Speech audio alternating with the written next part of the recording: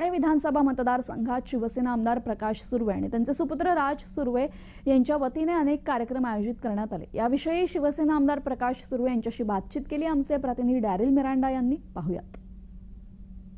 22 जानेवारी रोजी राम मंदिरात रामलल्लाची प्राण प्रतिष्ठा होणार आहे। मी सध्या मागाठाणे विधानसभा मतदारसंघात आणि इथे आपण पाहू शकता की मोठ्या प्रमाणात जे आहे ते कार्यक्रमांचे आयोजन करण्यात आले आहेत। आपल्यासोबत बोलण्यासाठी शिवसेनेचे आमदार प्रकाश सुर्वे आहेत। आपण त्यांची प्रतिक्रिया जाणून घ्या। सर, काय सांगाल? उद्या देशासाठी एक मोठा आनंदाचा आणि दिवस आहे, जल्लोष आहे संपूर्ण देशभरात। आपण देखील एक मोठा कार्यक्रम आपल्या मतदारसंघात घेतलाय, त्याबद्दल काय सांगाल? भारत देश जसं नावच हिंदुस्थान आहे, हिंदुस्थानासाठी हिंदुस्थान म्हणून आहे। तिथे आपल्या भगवान श्रीरामांना 500 वर्षाची प्रतीक्षा करावी लागत आहे।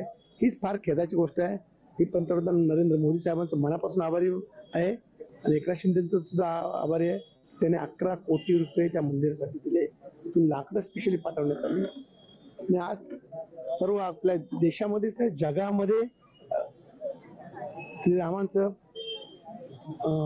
प्रतिष्ठापनेचे सर्व ठिकाणी जल्लोष चालू आहे। हा जल्लोष आपल्या देशामध्ये कॅनडामध्ये असेल, अमेरिकेमध्ये असेल, आणखी वेगवेगळे देश आहेत, तिथे सुद्धा जल्लोष या प्रकारेच चालू आहे। धन्यवाद सर, आपल्याशी बातचीत केलं होतं। तर ज्यांना नाही द्यायचं आहे तर त्यांचं मत आहे, असं मत जो आहे ते आमदार प्रकाश सुर्वे यांनी व्यक्त केलं आहे। व्हिडिओ जर्नलिस्ट महेंद्र जेलसह डॅरेल मिरांडा, जय महाराष्ट्र न्यूज, मुंबई।